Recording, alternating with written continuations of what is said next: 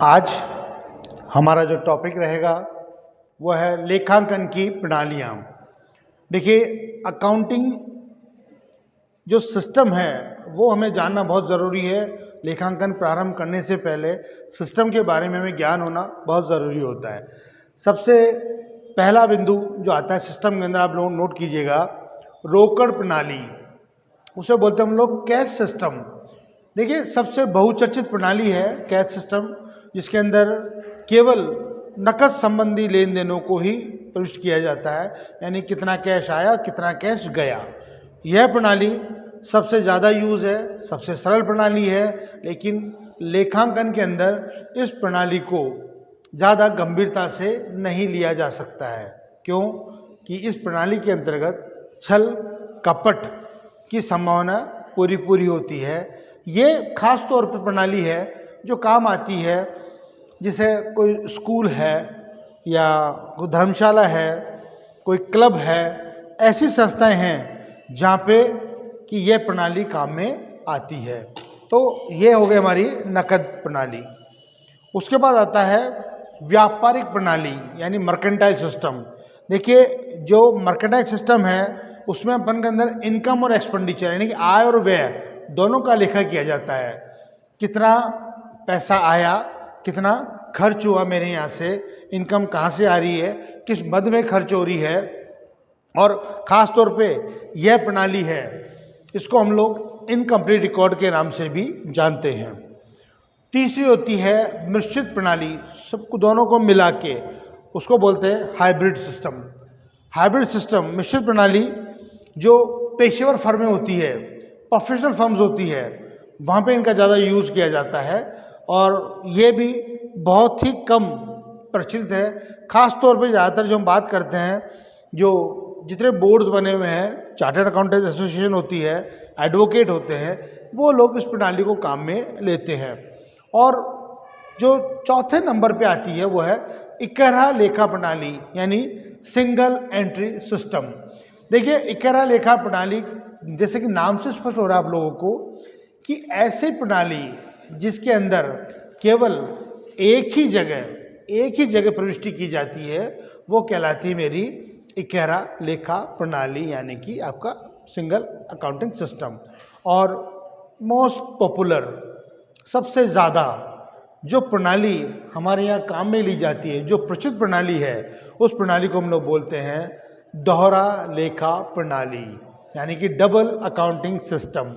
हमारी अकाउंटिंग जो है उसका मूल आधार है डबल अकाउंटिंग सिस्टम, जो कि सभी जगह सर्वव्यापी है, हर जगह काम में ली जाती है, चाहे कंपनी हो, चाहे फर्म हो, चाहे कोई इंडिविजुअल पर्सन हो।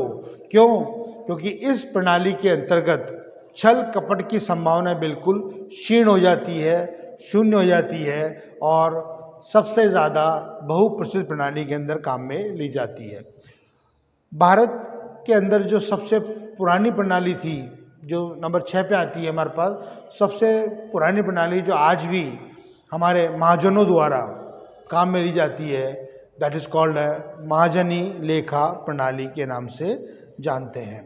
महाजनी लेखा प्रणाली ऐसी प्रणाली है जो वास्तव में वैदिक काल से चलती हुई आ रही है। ऐसी प्रणाली जिसे कि हम लोग, हमारे पुराने लोग थे, पुराने व्यापारी थे, वो काम में लेते थे, उसे हम लोग महाजनी लेखा प्रणाली के नाम से जानते हैं। देखिए, ये हमारी 5 प्रणालियाँ थी जो हो गई आपके पास में। आपका छोटा क्वेश्चन बन सकता है, बड़ा क्वेश्चन भी बन सकता है, जिसमें आपको सिस्टम ऑफ अकाउंटिंग के बारे में जान सकते हैं। अगला हमारा टॉपिक होगा forms of accounting. Forms of accounting,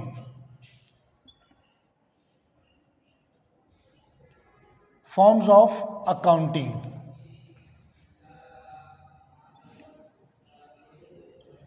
ये पहला टॉपिक होगा। या हमारा दूसरा टॉपिक आज फॉर्म्स ऑफ अकाउंटिंग, यानी लेखांकन के प्रारूप कौन कौन से हैं, या मैं ये कह सकता हूँ कि हमारे भारत में कितनी तरह की लेखा प्रणालियाँ प्रचलित है जो हमारे काम में आती है। नंबर 1 पे आप नोट कीजिएगा, वित्तीय लेखांकन, यानी कि फाइनेंशियल अकाउंटिंग। सबसे ज़्यादा जिसका यूज़ होता है फाइनेंशियल अकाउंटिंग, जिसे कि हम लेखांकन के नाम से भी जानते हैं, वो हमारे यहाँ पे सबसे प्रचलित प्रणालियों के अंदर से एक प्रणाली है।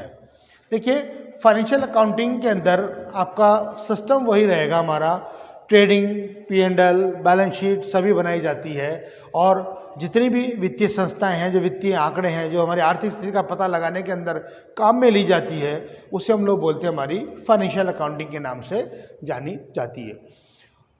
दूसरा पॉइंट जो है आप लोगों के लिए नया होगा एकदम, उसे हम कहते हैं लागत लेखांकन, यानी कि कॉस्ट अकाउंटिंग। लागत लेखांकन वास्तव में उन संस्थाओं में काम में ली जाती है जहाँ पे प्रोडक्शन का काम होता है, मैन्युफैक्चरिंग का काम होता है, सर्विस प्रोवाइड कराई जाती है, जहाँ पे वहाँ पे लागत लेखांकन प्रणाली का उपयोग किया जाता है। देखिए, लागत लेखा प्रणाली वास्तव में ऐसी प्रणाली है जो किसी भी उत्पाद की लागत ज्ञात करने के लिए काम में ली जाती है। जब कॉस्ट डिटरमाइन करने के काम में हम लेंगे तो उसे हम लोग बोलते हैं लागत लेखांकन प्रणाली।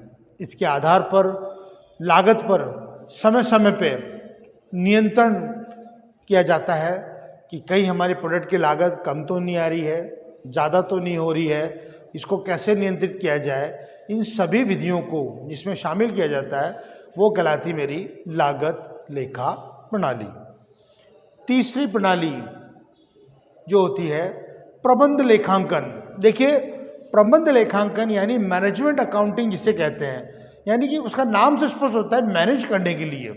यानी जब आपका वित्तीय लेखांकन पूर्ण हो जाता है, वित्तीय फाइनेंशियल अकाउंटिंग कंप्लीट हो गई, उसके बाद चालू होती है हमारी मैनेजमेंट अकाउंटिंग स्टार्ट होती है।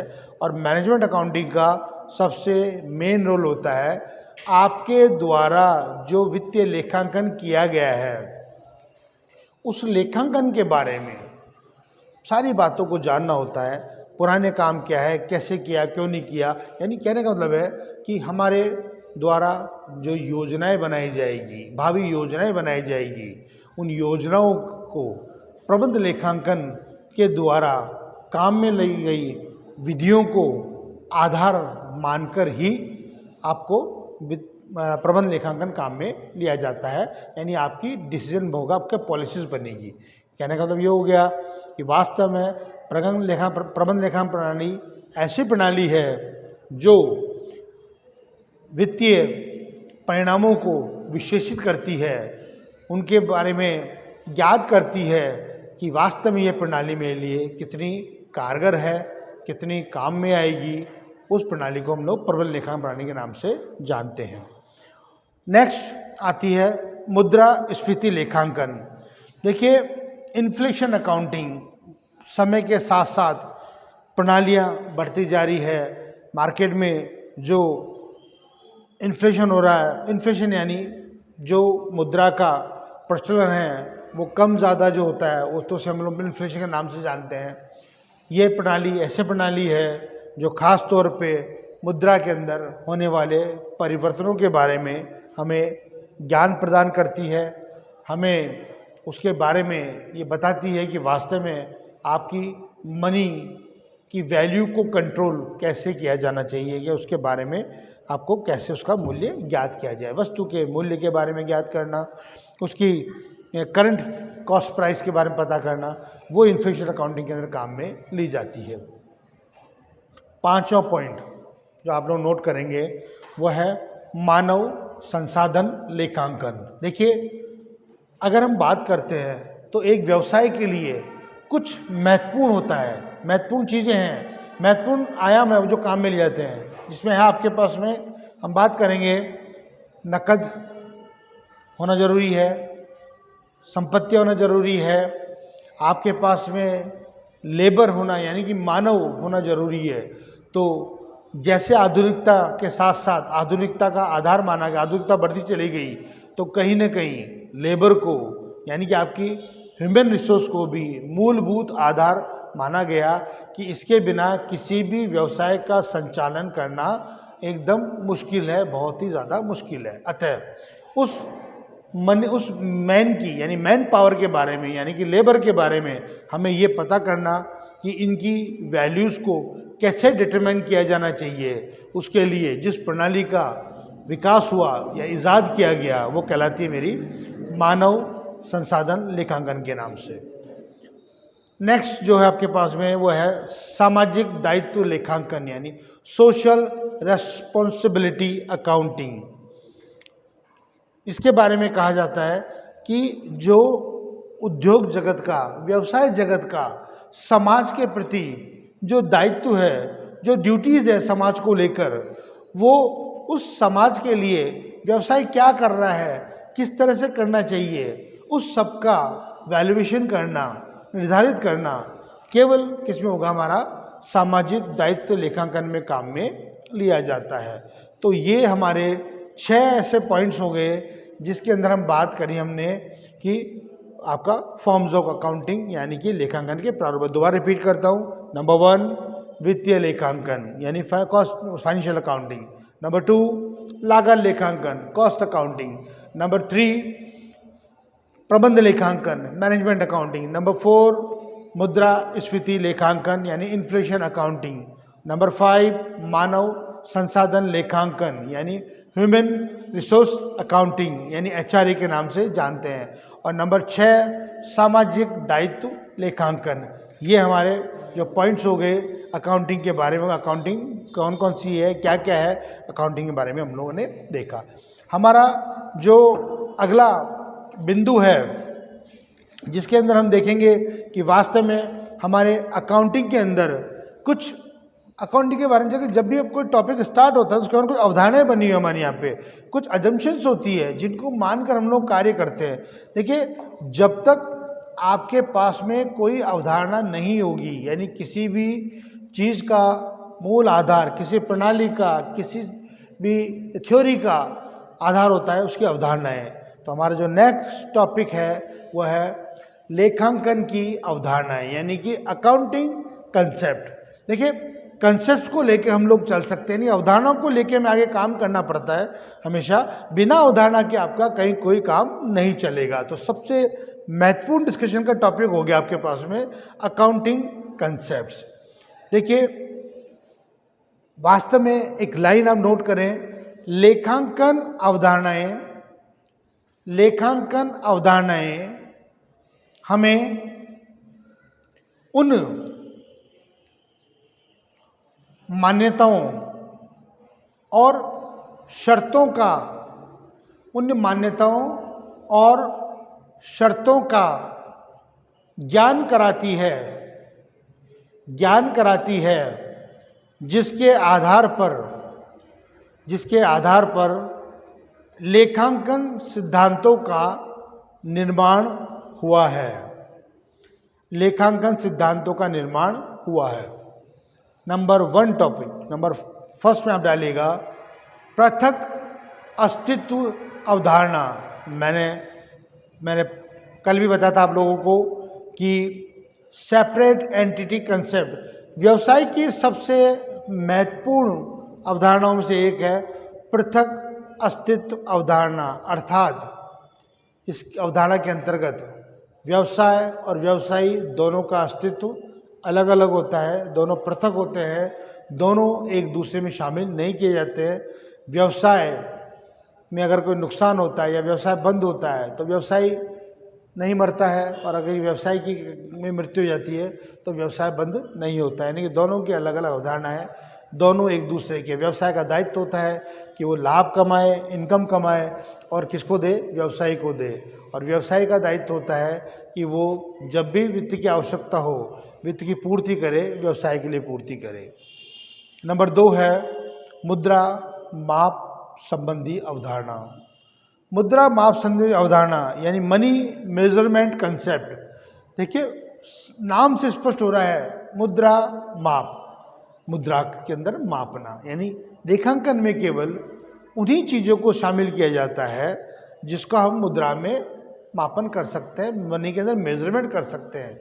जैसे आपने कहा कि मैंने प्लांट खरीदा, बिल्डिंग खरीदी, मशीन खरीदी, फर्नीचर खरीदा, सब चीज़ें इसके अंदर। लेकिन इसके अंदर मुद्रा मापन में आप किसी की एफिशिएंसी को कर्मचारी की ईमानदारी को, उसकी स्वामी भक्ति को, उसकी कुशलता को, कर्तव्यनिष्ठा को मनी में मेजरमेंट नहीं कर सकते हैं।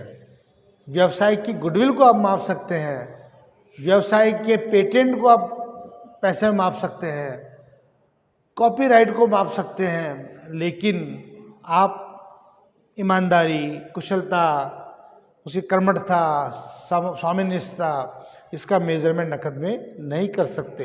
इसलिए केवल जिन चीज़ों को हम मनी में मेज़र कर सकते हैं, मनी में माप सकते हैं, पैसे में जिसका भाव कर सकते हैं, केवल उन्हीं चीज़ों को इसमें शामिल किया जाता है।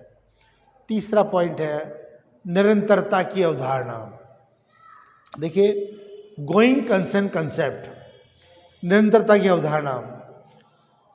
जब कोई भी व्यवसाय प्रारंभ होता है या जब किसी व्यवसाय का जन्म होता है, तो हम यह मानते हैं कि यह व्यवसाय दीर्घकाल तक चलेगा, लंबे समय तक चलेगा और ये हमें लाभ कमाकर या रेवेन्यू कमा कर देगा। कोई भी व्यवसायी जब व्यवसाय को प्रारंभ करता है, उस समय उसकी सोच ये नहीं होती है कि मेरा व्यवसाय 1 साल के अंदर बंद हो जाएगा या मैं उसको 1 साल में बंद कर दूंगा, नहीं, बल्कि वो इस कंसेप्ट को काम में लेता है कि मेरी व्यवसाय लंबे समय तक काम करेगा, आगे बढ़ेगा, जिसमें पेटेंट है, कॉपीराइट है, गुडविल है, इन सब चीज़ों को इसमें शामिल किया जाता है। उसके बाद है लागत की अवधारणा, कॉस्ट कंसेप्ट। देखिए क्या होता है, जब वित्त की बात करते हैं, हम अकाउंटिंग की बात करते हैं, तो हमारे पास कॉस्ट का होना बहुत ज़रूरी है। यानी हर व्यवसाय के हर आइटम की कोई भी हो, उसकी कॉस्ट होगी, उसकी वैल्यू होती है कहीं ना कहीं पे। और हमारे यहाँ पे जैसे आपने ज़मीन खरीदी, ज़मीन की लागत क्या है? देखो, 2 चीज़ होती है व्यवसाय में, लागत, लाभ और विक्रय मूल्य।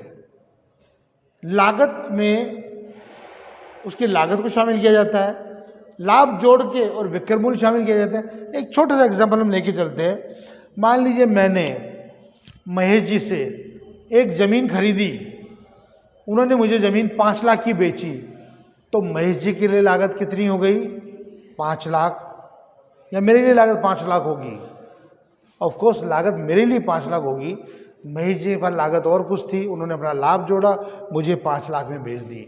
मैंने वो ज़मीन घनश्याम जी को ट्रांसफ़र कर दी 6 लाख रुपए के अंदर। 5 लाख की लागत मेरे लिए थी, 1 लाख मैंने अपना लाभ जोड़ा और 6 लाख में मैंने घनश्याम जी को ट्रांसफ़र कर दी। तो घनश्याम जी की लागत कितनी हो गई आपके पास में? 6 लाख रुपए। घनश्याम जी ने उस ज़मीन को दीपक जी को ट्रांसफ़र कर दी 7 लाख रुपए के अंदर, तो लागत घनश्याम जी के लिए 6 लाख और दीपक जी की लागत हो गई 7 लाख। कहने का मतलब है लागत हर स्तर पर बढ़ती चली जाती है कहीं ना कहीं पे। जब व्यक्ति जिसने उसको क्रय करता है, वो उसकी कॉस्ट होती है, बेचता है, उसका विक्रय मूल्य हो जाता है कहीं ना कहीं। तो हम इस बात को ध्यान में रखेंगे कि लागत को कभी भी आपको बैलेंस शीट में नहीं दिखाया जाता है, वहाँ पे उसको केवल अपना लाभ जोड़कर आगे बेचा जा सकता है। नेक्स्ट टॉपिक है हमारा द्विपक्ष अवधारणा, यानी डबल एस्पेक्ट कंसेप्ट। मैंने पहले ही बताया था आपको कि ड्यूअल अकाउंटिंग पे बेस्ड है हमारा, तो हमारा जो टॉपिक है वो हमारा ड्यूअल एस्पेक्ट कंसेप्ट। लेखांकन की सबसे महत्वपूर्ण अवधारणाओं से एक अवधारणा है ड्यूअल एस्पेक्ट। हम हर चीज़ को 2 जगह लेखा करते हैं, 2 जगह करते हैं, क्योंकि हमारे यहाँ पे जो अकाउंटिंग में 2 शब्द होते हैं, एक होता है डेबिट, जिसे हम लोग डीआर के नाम से जानते हैं, और एक होता है क्रेडिट, जिसे हम लोग सीआर के नाम से जानते हैं। डेबिट को बोलते हैं हम लोग नाम पक्ष और क्रेडिट को बोलते हैं जमा पक्ष। हर ट्रांजैक्शन का, कोई भी ट्रांजैक्शन हो, उसके 2 जगह एंट्रियाँ करनी पड़ेगी आपको, एक डेबिट साइड में और एक क्रेडिट साइड में। जैसे मान लीजिए हमने कहा कि मैंने राम से माल खरीदा, तो मैं यहाँ पे जो एंट्री करूँगा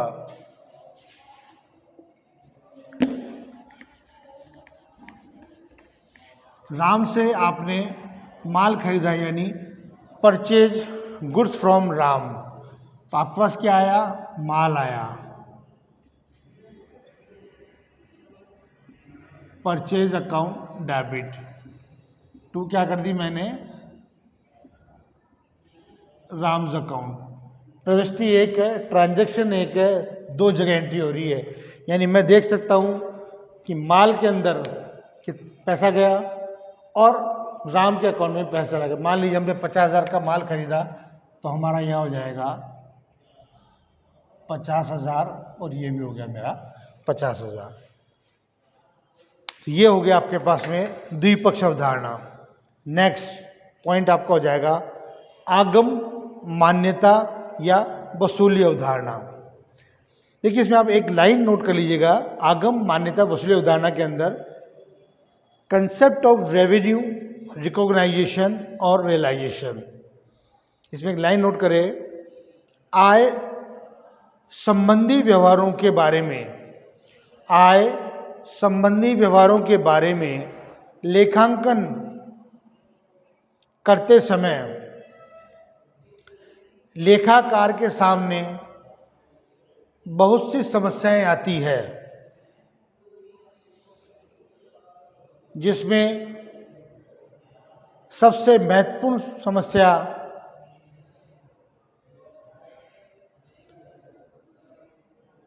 आपके द्वारा माल को अर्जित करने पर, यानी आपने अर्जित करी, आपने कमाई है, आई है, करने पर उसका मूल्य अर्थात रेवेन्यू क्या होगी। देखिए दो चीज़ें हमारे पास में, एक हमारी है आय और एक है हमारी इनकम। एक है रेवेन्यू, एक है प्रॉफिट, दोनों में सब फर्क है। दिन भर में एक व्यवसायी ने इनकम हुई उसके पास में 5 लाख रुपए की, टोटल इनकम कितनी हुई? 5 लाख। यानी हम बात करेंगे अगर किसी के पास में इनकम हो रही है पूरे दिन में 5 लाख रुपए, यानी नकद आया 5 लाख, तो क्या पूरी 5 लाख उसकी आय मानी जाएगी? रेवेन्यू और आय, आया कितना, उसमें इनकम कितनी है मेरी? आया 5 लाख। इसमें से जो माल की लागत थी वो थी 4 लाख और 20,000 रुपये, तो वास्तव में इनकम कितनी हुई मेरी? 80,000 रुपये। दोनों चीज़ क्लियर हो गई। आय कितनी है मेरे पास में, लागत कितनी है, और मेरा प्रॉफिट या हमारा इनकम बोल सकता हूँ उसको मैं, वो है 80,000 रुपये। पैसा आना अलग चीज़ है, आय कितना है, लागत कितना है, सबको अलग सेपरेट किया जाता है। यानी यो कंसेप्ट ये है, रेवेन्यू कंसेप्ट के अंदर हमें हमारी कुल इनकम के बारे में जो जो वास्तव में वसूल हुआ है, रियलाइज हुआ है, उसको में शामिल किया जाता है। नेक्स्ट हमारा जो टॉपिक है वो है लेखा अवधि अवधारणा। देखिए सबसे बड़ी बात है कि अलग अलग सिस्टम सब जगह चलते थे हमारे यहाँ पे। लेखा अवधि, क्या अकाउंटिंग जो है आपकी, उसकी कोई टाइम लिमिट फिक्स कर रखी है हमने? अकाउंटिंग की क्या आपने टाइम लिमिट फिक्स है? जी हाँ। लेखांकन अवधि की जब हम बात करेंगे तो हमारे यहाँ पे लेखांकन अवधि का जो समय होता है वो है टोटल 12 मंथ।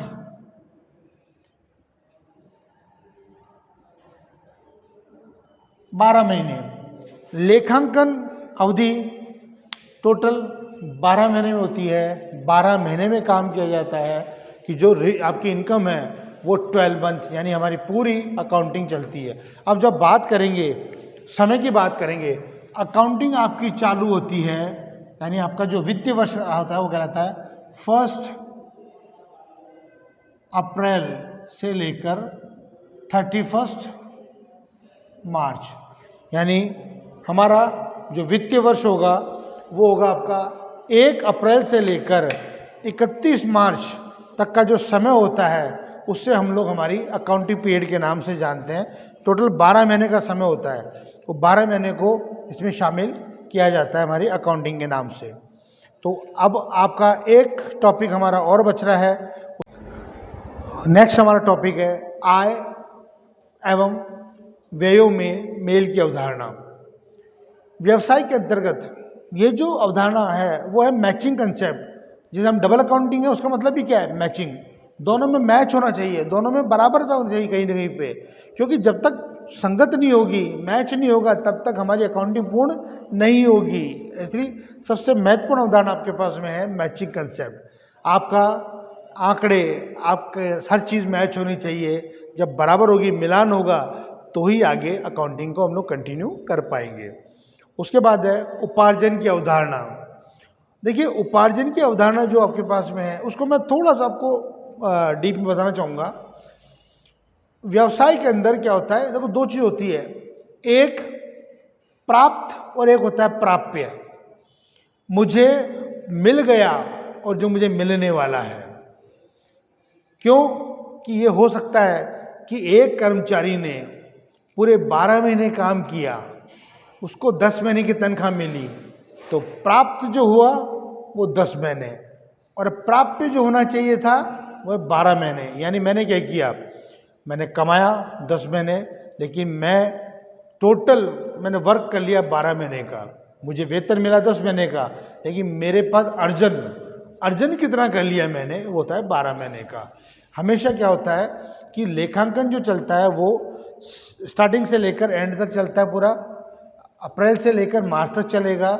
तो ऐसे खर्चे जो पूरे 12 महीने से संबंधित है, यानी 12 महीने के हो चुके हैं, चाहे से उनका भुगतान हुआ हो या नहीं हुआ हो, लेकिन वो उस 12 महीने की अवधि से संबंधित ही माने जाएंगे, चाहे से वो नकद में प्राप्त हो या बैंक से प्राप्त हो।